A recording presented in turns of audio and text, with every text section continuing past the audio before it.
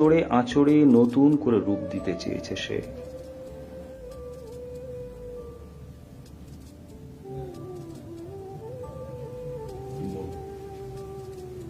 এত সুন্দর ছবি আঁকো কি করে তনুরিমতি?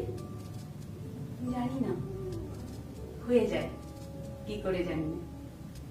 তনুরিমতি আঁকা কখন থেকে শুরু করেছো? 2011 সালে এপ্রিল মাসে দোলের ঠিক পর আমার আঁকা শুরু। তনুরিমতি একটা ছোট্ট প্রশ্ন করবো, আর্টের এত কিছু ভাগ থাকতে তুমি আঁকাটাকে কেন চুজ করলে? ছোটবেলা থেকে আঁকতে ভালো লাগতো, সেটা আমি বুঝতে পারতাম, বা মা বাবার মুখেও শুনেছি যে ছোটবেলাতেই কাগজ কলম যে কোনো কাগজ পেলেই আমি আঁকতে শুরু করতাম।